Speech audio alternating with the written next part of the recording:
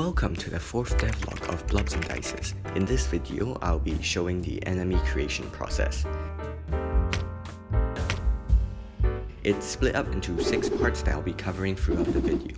If you don't know what Blobs Dices is, it is a turn-based strategy game that was made for a 48-hour GMTK game jam, where a roll of the dice determines how many moves you will get, the damage of the moves, and what the enemies will do.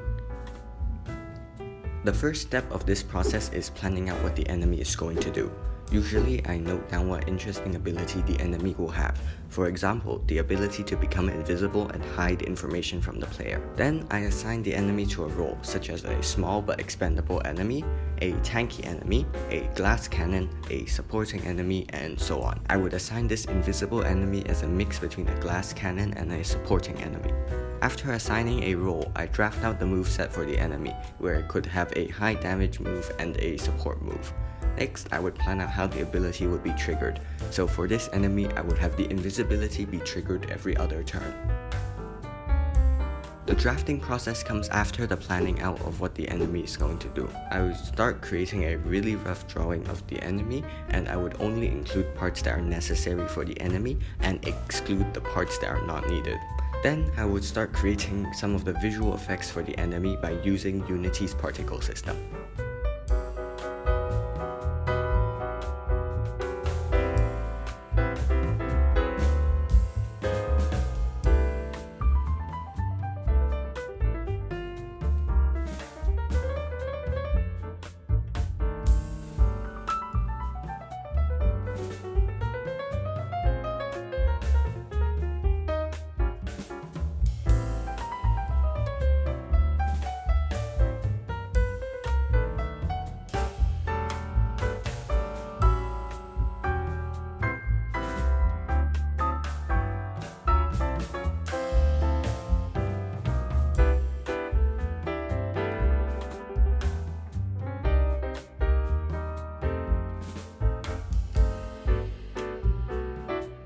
For this enemy, I created a slash effect and an invisibility trigger effect.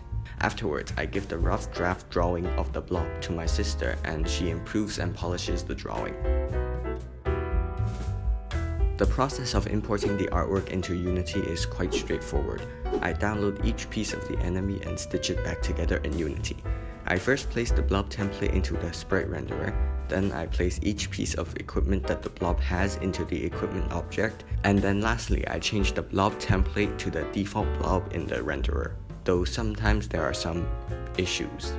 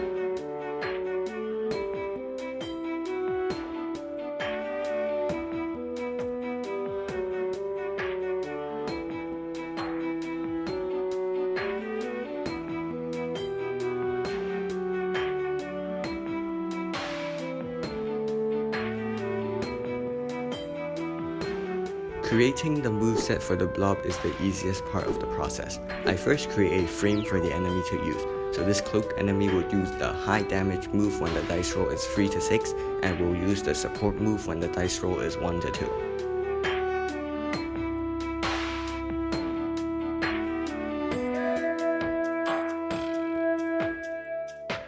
After creating the basic framework for the blob, I create the script responsible for the ability triggering.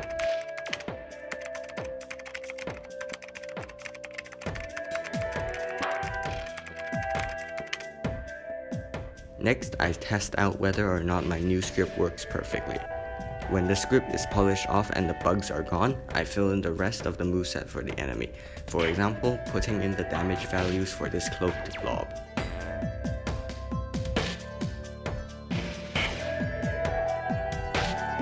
My favorite part of the process is testing out the blob. I fight 3 of them in a level, then I move them to an endless zone to see if they are at the correct difficulty level. I also experiment combining them with ambushes to see what happens, and always something goes wrong. After patching those bugs, I create a new test level revolving around the new enemy and test out enemy synergies. That rounds up the process I use to create blobs for Blobs Dices. If you enjoyed the video, you can subscribe and check out other devlogs on this indie game.